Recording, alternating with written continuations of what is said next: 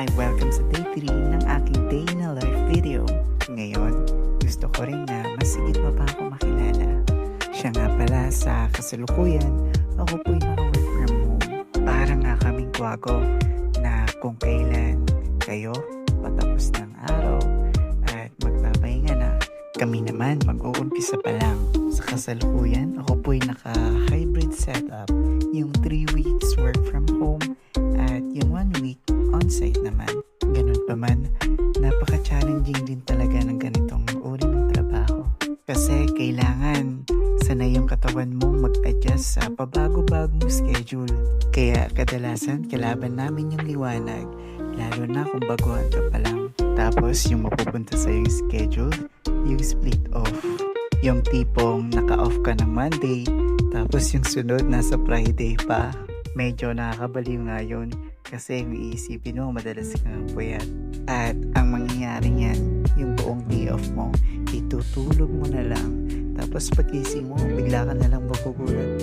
Nag-day off ba ako? Yun na yun.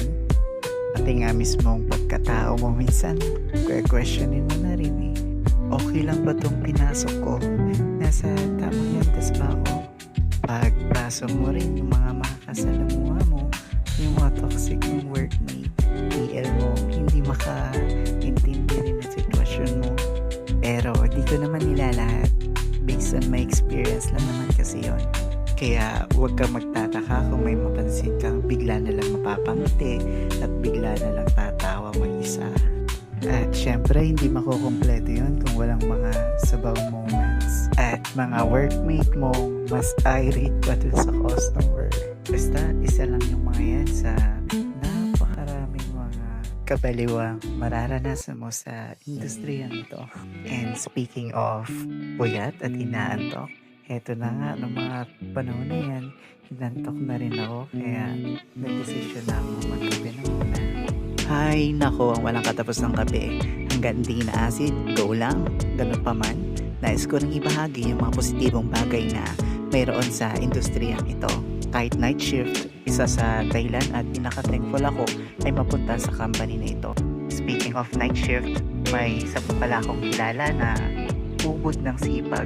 Walang iba, itong mga lamok ng buhay ko. Kaya eto, nagsindi na ako ng katol para makapagpahinga na sila. Habang ako'y nagsisipag sa trabaho, sila rin abala rin sa pagpapaksa pa ako. Mabalik tayo. As in, sa totoo lang, di ko talaga inaasahan ang lahat. Ang hiniling ko lang sa Diyos ay magkaroon ako ng fixed na day off tuwing Saturday and Sunday para mas magkaroon pa ako ng maraming panahon sa aking pamilya. Pero mukhang higit pa nga ang pinagkalab sa akin. Sa buong karanasan ko sa industriyang ito, dito ko palang na-enjoy yung tinatawag na work-life balance. Bukod dyan, alam mo rin po ba na noong pandemic, isa sa industriyang ito sa sektor ng pamahalaan ang patuloy na bumubuhay sa ekonomiya ng Pilipinas. Kaya kung ikaw ay super flexible, tingin ko bagay ka rito.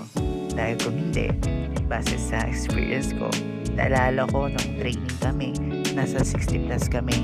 Ngayon, di na kami aabot ng 15. Puro baguhan na lang. Kasi di na nila kinaya yung pressure. O siya, ngayon nalaman mo na bakit naiiba ang routine namin. Siguro di ka na magtataka. Nasa alas 11 na ako nagigising. Ganun naman, ano bang sektor o uri ng trabaho ang kinabibilangan mo kung matututo kang maging kontento at i-appreciate kung anong meron ka. Sa tingin ko, balang araw talagang pagpapalain lahat ng pagsisikap mo. Muli, laging gumawin ng makatwiran. Salamat at tinapos mo ito. Sana patuloy mo akong suportahan para higit mo pang malaman kung bakit mo ako gugustuhin makilala. Dahil ang pinakang goal ko ay matulungan kang maging positibo. Basta ewan ko, hindi ko na i-edit. Hanggang sa muli!